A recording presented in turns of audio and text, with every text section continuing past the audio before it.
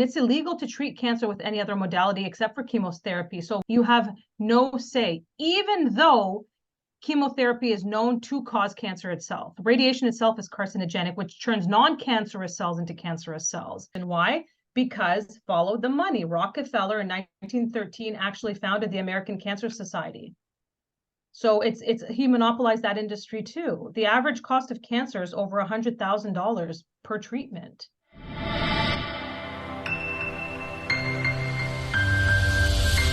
So we're talking about big pharma. Big pharma. Yeah, okay, let's get into big pharma. So gotta love him. One of the things, deep pockets, right? It is very deep pockets, corrupt pockets. Often right. It's the people that are starting the fire that are also bringing the hose. We saw that problem with reaction solution, right, with Oxycontin, things of that nature. Mm-hmm. Now, when it comes to the establishment and big pharma, there's a lot of claims and kickbacks. And you have a great TikTok on this that kind of really rounds it out. For people that just don't know, and it's not to say that, listen, modern medicine is a thing. We can do some amazing, amazing things with modern medicine. It's not like, yeah, and it's not like we're taking technology and saying like, bah, we don't need any of this. But in regards to big pharma and the people that we are trusting with our bodies, our children's bodies, what's going on there in the background that a lot of people maybe just aren't aware of? Well, I think the biggest thing is to know at what point did the transition happen, right? Because it's been just over, 100 years that the pharma company took over what was medicine, right? So what happened was, homeopathy, herbalism, natural medicine was the original form of medicine. That's what people know as it. But then none other than John D. Rockefeller literally took over the medical system. So if anyone obviously who might or might not know him, he controlled the petroleum. He owned the petroleum in his industry. And in Switzerland, they had created the very first synthetic vitamin C that was artificially synthesized. And obviously, John D. Rockefeller saw that as an opportunity and started to make vitamins and medications that could be developed from his petroleum product.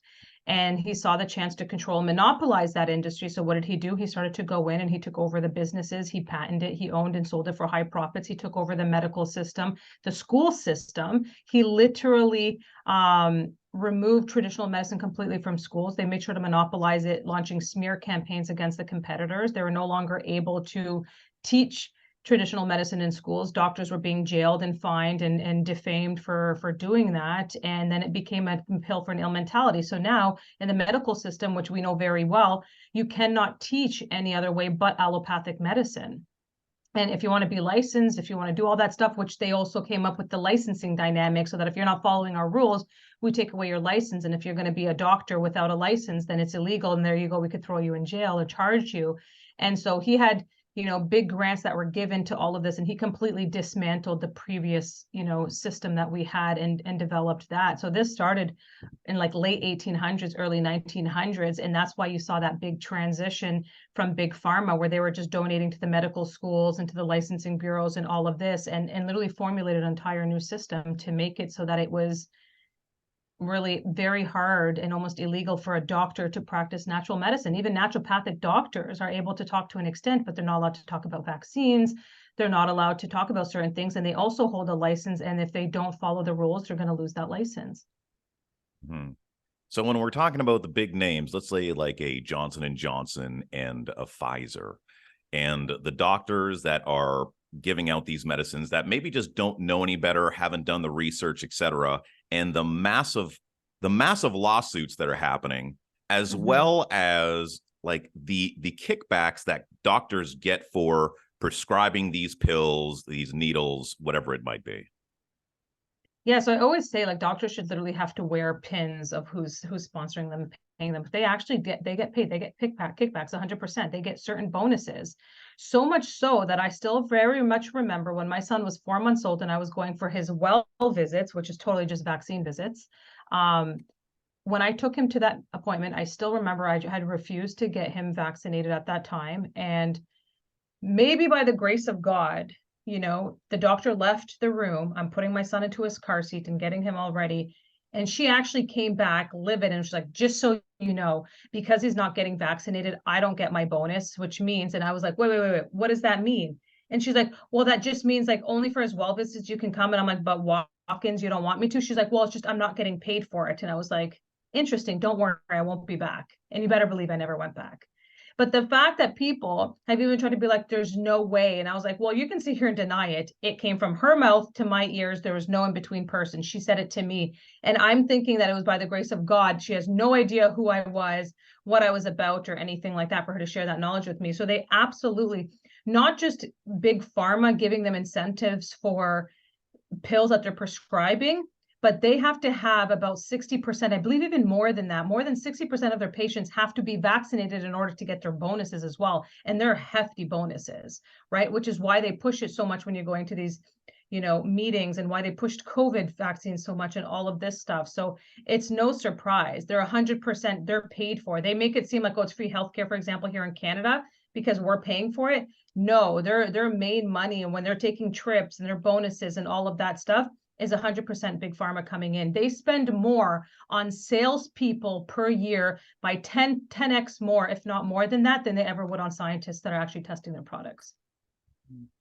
And so how much of this do you see as being fear-based medicine? How much of this medicine out there is actually individuals that want to help other people?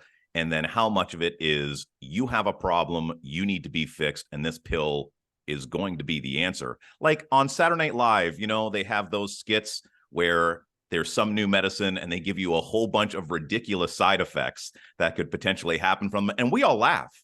And yet we see this on TV, whether it be like Cialis or whatever, like real commercials where they're like, you might hemorrhage, your brain may pour out of your ear, you may suffer heart attacks, erectile dysfunction. And then we're like, oh boy. And then at the end, it's like, there's people like, and throughout the entire commercial, people are jumping around and they're high-fiving, they're hugging their loved ones. Like, what?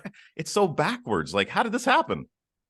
I think the worst thing is the fact that there's no informed consent. They'll tell you to take this pill, but will never tell you, hey, by the way, these could be the side effects of you taking the pills, so that you can make a decision of like, would I rather help this one problem and have all these new problems, or potentially try to deal with it in some other manner? I think like you had said, the conventional system has its place in its time, primarily for emergencies and things like that. Absolutely. It has its place in its time. My son cut his head open, and you better believe I wasn't going to sit there and try and glue his head, when it's like gushing out in blood. Yeah, I took him to the hospital. But when it comes to like, oh, I'm having issues, I need to go see the neurologist or the gynecologist and get referred to XYZ to be able to get to the root cause, when it's primarily lifestyle based. And they scare you into thinking, if you don't do this, you can die. If you don't remove this body part, you can die. And it's like, do you understand that every body part needs to be intact for a reason? You don't just remove it. And it's like, if I can't figure it out, I'd rather remove it. And like, tonsils, for example, is one of the biggest frauds, and removing tonsils is one of the worst things that people do, because tonsils are the first line of defense. Tonsils are literally your body's vaccine. When you get sick, it reaches your tonsils, whether it's your nose or your mouth or your hands or whatever, and it tells your body which antibodies to start producing to be able to fight it. And what do they do as kids? Oh, you've got swollen tonsils, we got to remove them. Like things like that, which really inhibits the immune system. So the medical system is really there to almost scare you that it could be dangerous, but really they don't know any better. Like you said, most doctors don't actually know. They went and studied for 8 years, know nothing about nutrition, know nothing even about vaccines, know nothing about any of the stuff except for a massive pharmacopoeia book that tells you what the symptoms are and what pill you need to prescribe for it. Right. And what else would be something common, like the removal of tonsils, that a lot of people just kind of go through? It's the regular rigmarole. Gallbladder. Okay. Removing the gallbladder is awful. Usually gallbladder is just diet related. Like you're eating fried food, you're eating processed food, you're eating foods that your body doesn't know how to break down and digest. So it's causing you pains. Those pains are symptoms, and your body communicating to you that something is not right. Something is off. Something needs to be fixed. You need to detox. You need to remove toxins in your home. What detergent are you using? What dish soap are you using? Let's talk about, all of these chemicals, and you're using pine sol, which is known to cause seizures in animals, and all these different things that people are just so overloaded with toxins, and then have a toxic diet, and then wonder why they have these symptoms. And then they go and take a pill that actually hits their liver even more, which causes them liver toxicity and all this stuff. So the ripple effect just happens. Your body's in a toxic overload, and all of these symptoms surface and make you so sick.